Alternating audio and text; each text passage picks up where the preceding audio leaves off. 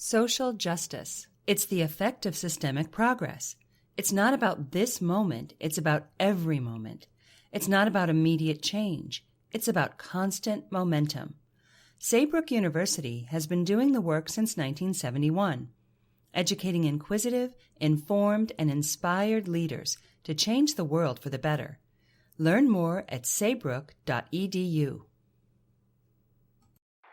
Welcome to Virtual Meditation with Shiloh. Hello? Today we're working on forgiving ourselves for not knowing the difference between upload and download speeds before getting cable internet. That's oddly specific. Repeat after me. I am not my cable internet. Wait, I don't have cable. I'm not a bad if my video calls, more like video stalls. Hey Shiloh, there's something... I will get AT&T fiber. And I will switch classes until you do. Slow upload speeds? You're not a bad person. You just need better internet. With 20 times faster upload speeds, AT&T Fiber delivers a faster internet experience than cable. Get AT&T Fiber with no annual contract. Limited availability in select areas. Call 1-877-ONLY-ATT. Check eligibility at att.com/getfiber based on combined internet 1000 wired up and download capacity versus major cable providers 1 gig service with uploads of 35 megabits per second. Speeds vary, not guaranteed. Restrictions apply. Hello, everyone, and welcome to the Jeffrey Epstein Show. I'm your host, Bobbycapucci, and this is a morning update. One of our running themes here on the podcast is how the elites are always in bed with each other, how they're always covering for each other, and how the means always justifies the end. And we've talked about that quite a bit here on the podcast. And they continue to show that behavior at every turn. No matter what happens, it seems like all of these elite, so-called elite, I should say, are all circling the wagons. They're all protecting each other. Nobody knows anything. Nobody can help. I'm going to do the honorable thing, but when it's time to be honorable, I won't do that. You know, it's just the same old nonsense from all of these people. And we see it under a microscope in this Jeffrey Epstein case. All of these people who were powerful and in positions that could have stopped Jeffrey Epstein, literally stopped him. What, you think somebody like Bill Clinton couldn't have told people what was going on? You think Trump couldn't have stopped him? Yeah, all of these people that he hung out with. My point is, these elites, they really love to cover for each other. And they really love to navigate the legal system and the laws that their friends put on the books. In our article today, we're going to talk about just that. This article is from fairobserver.com. The headline, Alex Acosta and the Guidelines of the Elite. Now, again, this is systemic, right? The elite covering for the elite, and people like Alex Acosta, well, he's not top of the food chain, of course, but he's certainly in the conversation, right? At least rubbing elbows, certainly would be considered more so-called elite than than me or you, right? So, of course, he wants to be propelled into that next level.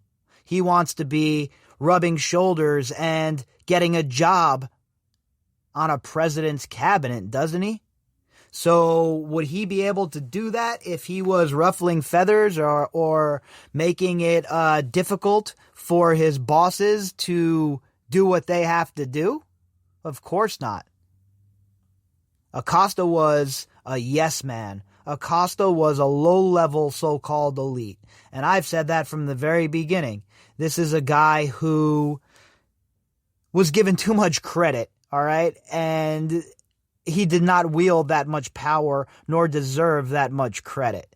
This is a man who was a mid-level operative, someone who was taking his orders from Mukasey and those on high, and he eventually ended up becoming the fall guy. But not after enjoying a bunch of success and being part of a president's cabinet for a while. So it was probably worth it to him in the end to be the fall guy here. This article was authored by Peter Isaacson. Two fundamentally ambiguous events concerning the Jeffrey Epstein affair have left many people wondering how far the web of influence around the convicted sex offender extended. The first was the trial that ended with a sweetheart deal allowing Epstein, an American financier, pedophile, to be virtually free while serving prison time. The second event was his apparent suicide in prison as he was awaiting trial on separate charges. Yeah, there's no doubt about it, right? It's two big questions that there's no answers to. And every single time we think we have some more answers, we just end up with more questions. And a lot of that has to do with the seedy ass Just Us department and them not being transparent and the so-called elite covering for the so-called elite. The conditions surrounding his suicide are so spectacularly equivocal that any rational person can only be dumbfounded by the uncritical acceptance by the media of New York City's medical examiner's declaration of suicide as definitive. Well, I've been saying that for quite some time, right? Look, I'm more than willing to accept it was a suicide. I'm not sitting here telling you about little green men and Sasquatch and the chupacabra, even though all of that shit is fascinating, right? We're not dwelling in that realm. We've already left the world of conspiracy theory, folks, and we've been involved in unraveling a massive cover-up, right? That's where we're at.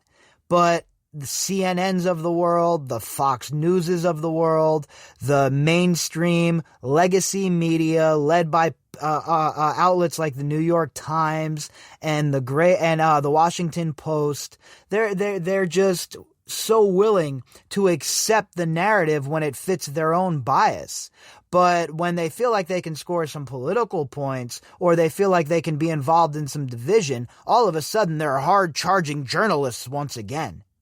It's bullshit. It's tired, and I really hope that we make these people pay the best way possible, and that's by tuning them out. I can't tell you the last time I turned on the news, Fox or MSNBC or any of the other garbage networks. It's all trash, folks. It's all programming. And none of it is beneficial to us, in my opinion anyway.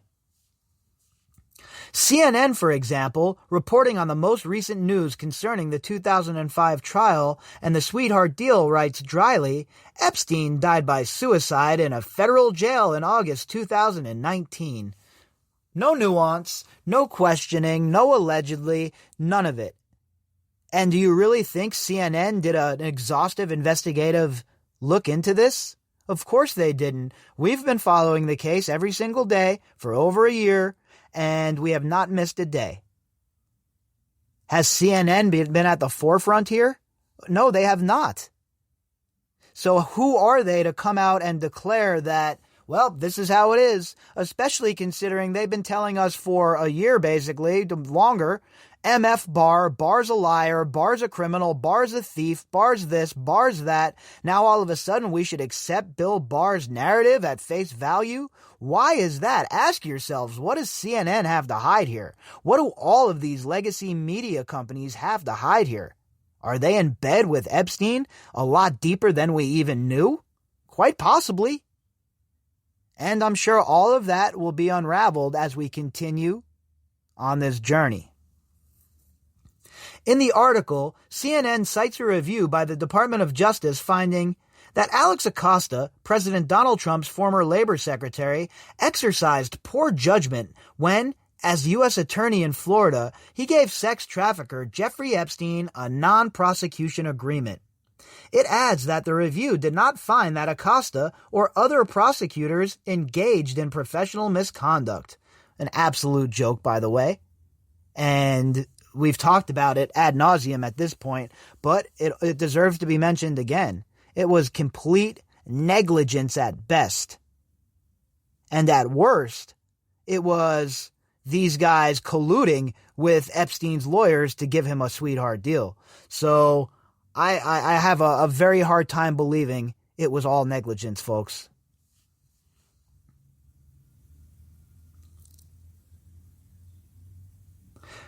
Today's Daily Devil's Dictionary definition: poor judgment, the commonly attributed failing that explains why a crime committed by any member of the elite, defined as those who empowered to judge the acts of others and exempt from being judged by others than their own, cannot be considered a crime, since the mistake of showing poor judgment eclipses in gravity the crime itself. I like that definition. That is a fantastic definition of what poor judgment is. And it's fitting here, right? It's all about these so-called elites consolidating their power, rallying around each other, and shitting on the rest of us.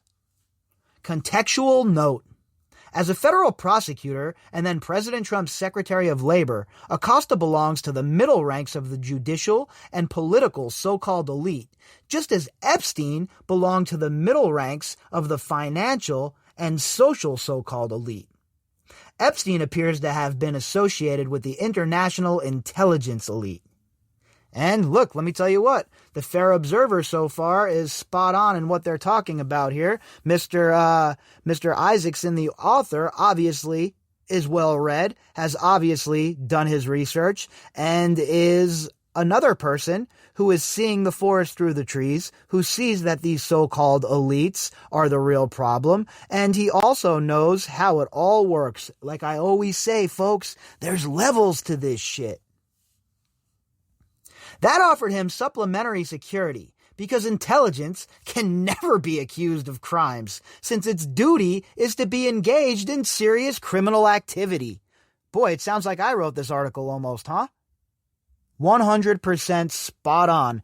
These intelligence people are a huge problem when it comes to freedom and when it comes to operating on a different level of the justice system than the rest of us. Do you know how many people these intelligence agencies are responsible for displacing worldwide and killing worldwide?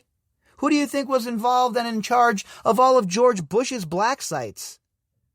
Who do you think was in charge of getting the coordinates and the kill order for Obama to drone strike an American citizen? What do you think, that shit just materializes? No, these disgusting assholes within our intelligence apparatus are continuously working against the people, continuously thinking that they know better. And if you think that they don't have their fingers all over everything in this country like they do elsewhere, then you have not been paying attention. By virtue of their belonging to the elite, both Epstein and Acosta knew they were at least theoretically protected from ever being convicted of serious crimes. But so are people like Harvey Weinstein, who belonged to the entertainment elite, or Bernie Madoff, who worked his way into the financial elite. Epstein, Weinstein, and Madoff demonstrate that it's possible to go too far in exercising poor judgment. All three had, at some point, probably lost any notion of there being such a thing as too far. They thus learned they weren't quite as elite as they imagined themselves to be. And that's the rub, isn't it? There's always somebody much more elite than you are. Like I always said, Jeffrey Epstein was nothing more than an asset, nothing more than a piece on the chessboard. And there are very, very evil, very sick people who have their fingers all over this shit. And until we can, prove that, though, it's hard to really talk about, right? I don't do that really here on the podcast. I don't go on fishing expeditions. But I will tell you this.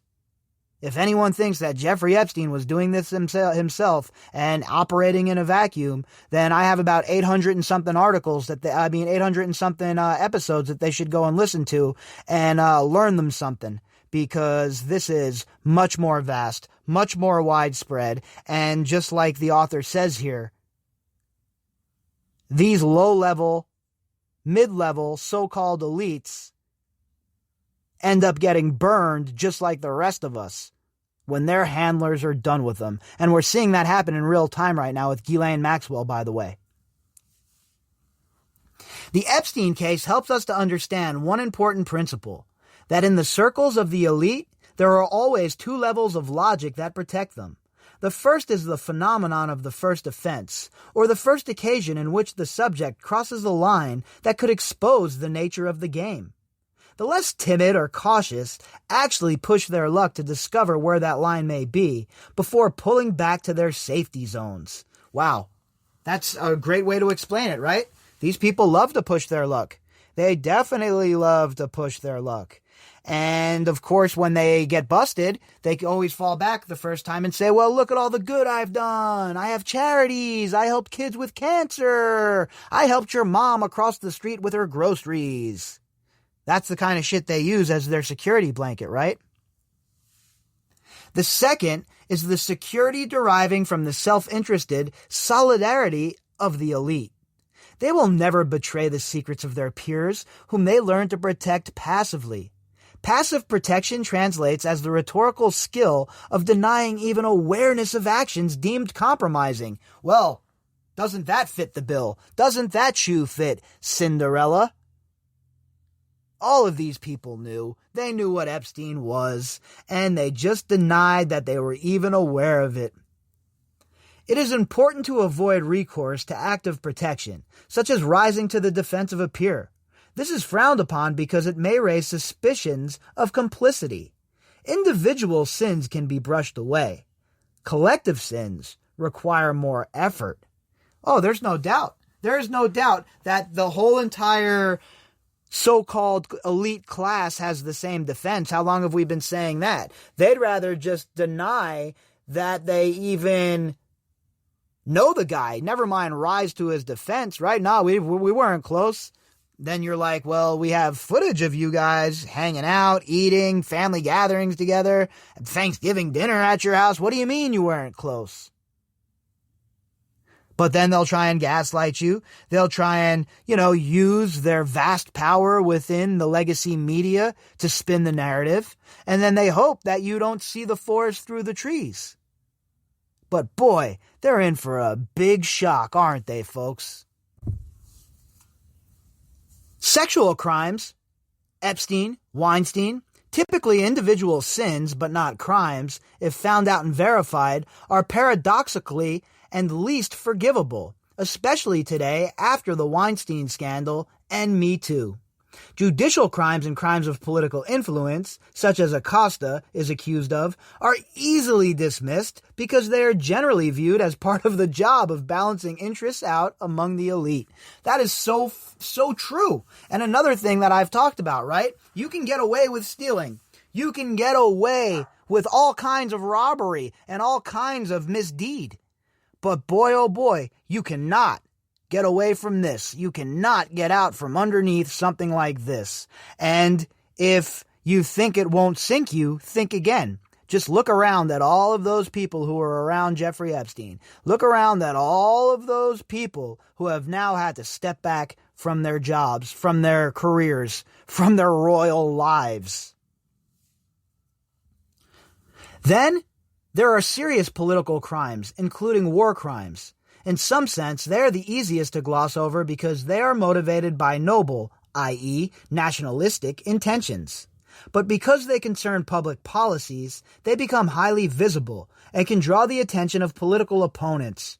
Protecting them becomes more complicated, requires working closely with the media, and takes time. Yeah, there's no doubt about that. Look, the media was so gung-ho about just all of the military interventions we've had. I mean, look at the New York Times when it was going to war with Iraq, everyone trotting out the weapons of mass destruction and being on board. George Bush has been protected for how long by both parties? The guy's an obvious war criminal, responsible for millions of deaths, people being displaced, and all kinds of terrible, terrible feelings about America being seeded across the whole entire Middle East. And he's never been held accountable for anything, right? In fact, since he was not a big, as big of a evil demon as Trump, the media is even starting to warm up to George W. Bush all of a sudden.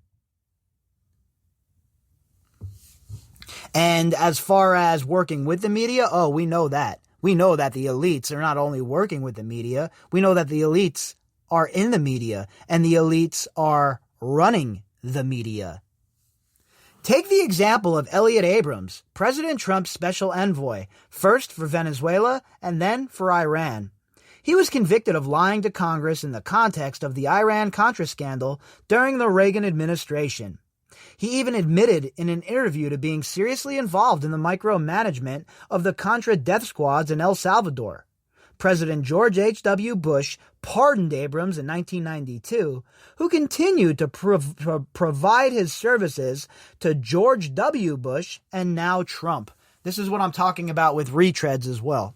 How many more times do we need to send these bureaucrats back to D.C.? There's nobody better to handle this than Elliot Abrams, who was convicted of lying to Congress? Nobody better, huh?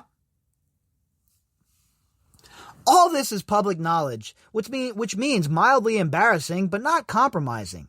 It explains why a prominent member of President-elect Joe Biden's transition team, Kelly Magsamen, can even today justify her active collaboration with Abrams in a now-deleted 2019 tweet visible here.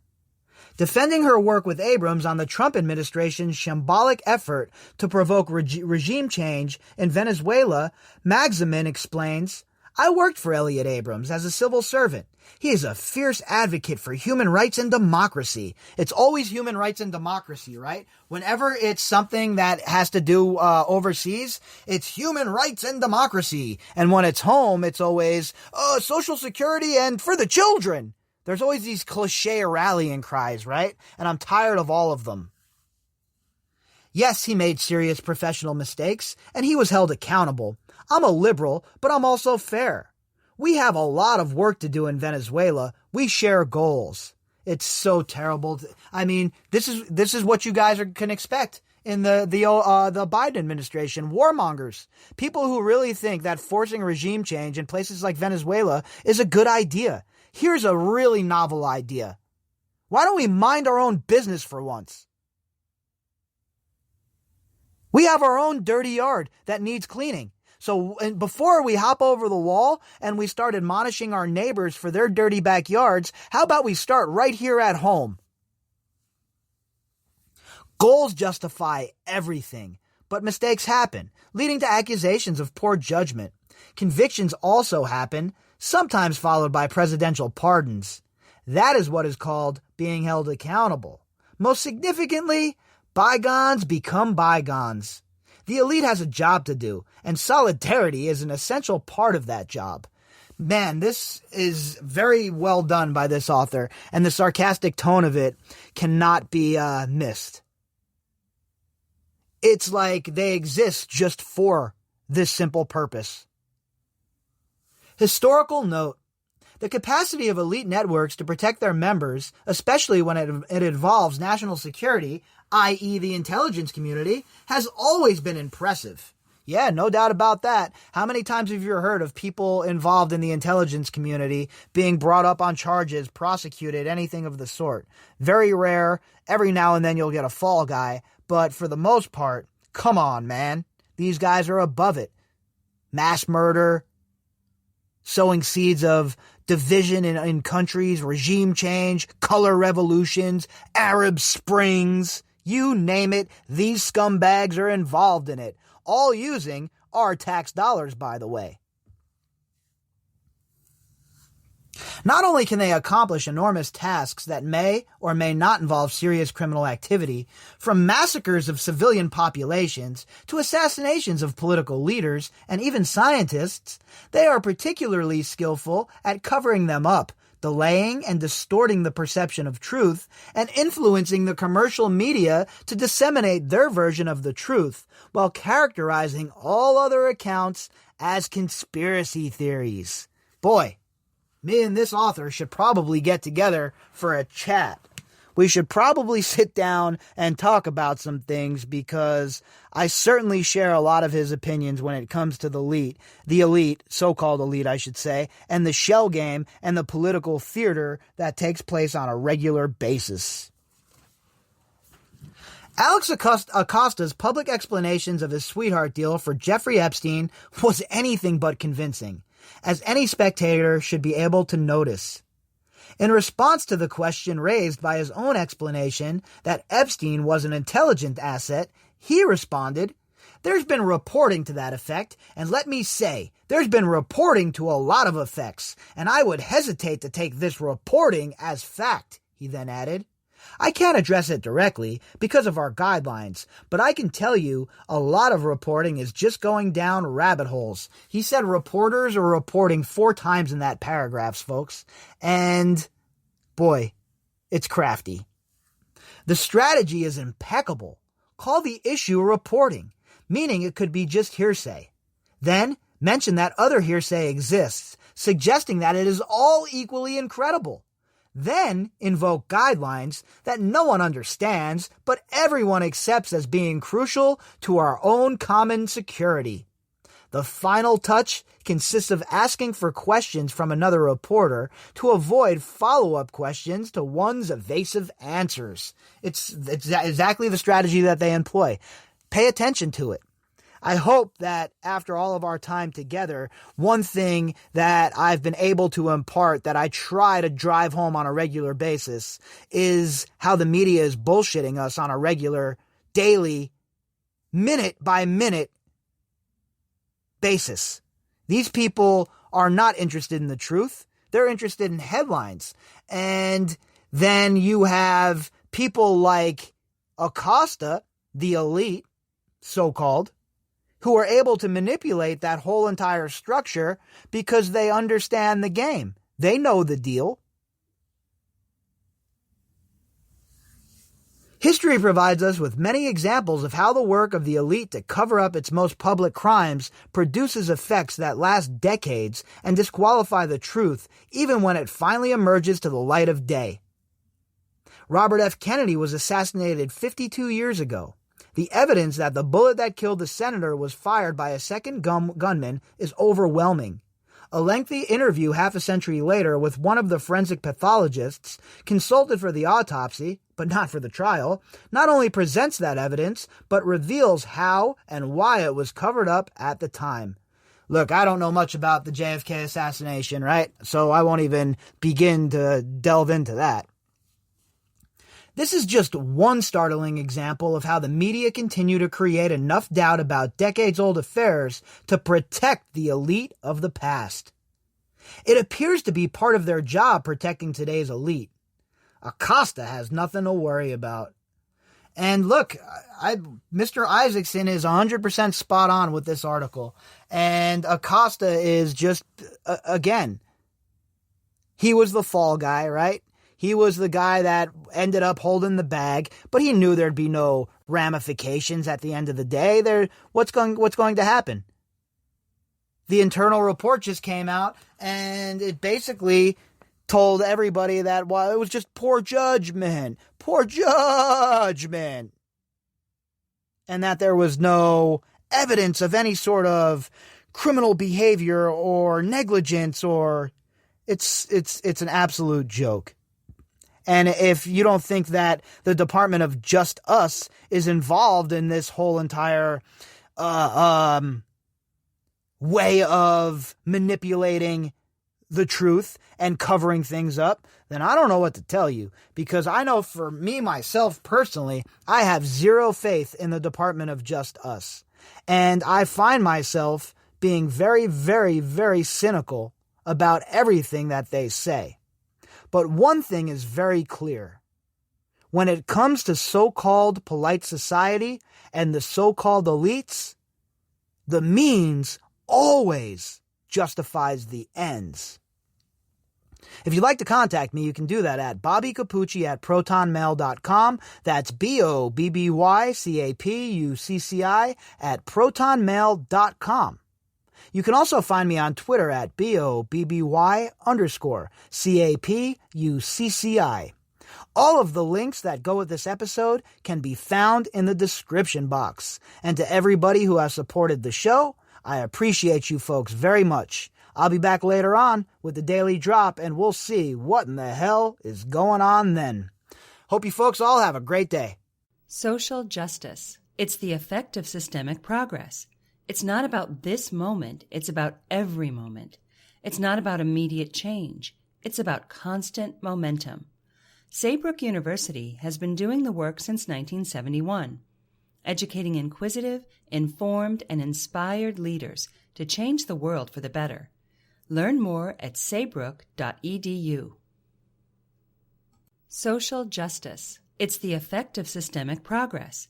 It's not about this moment, it's about every moment. It's not about immediate change. It's about constant momentum. Saybrook University has been doing the work since 1971, educating inquisitive, informed, and inspired leaders to change the world for the better. Learn more at saybrook.edu.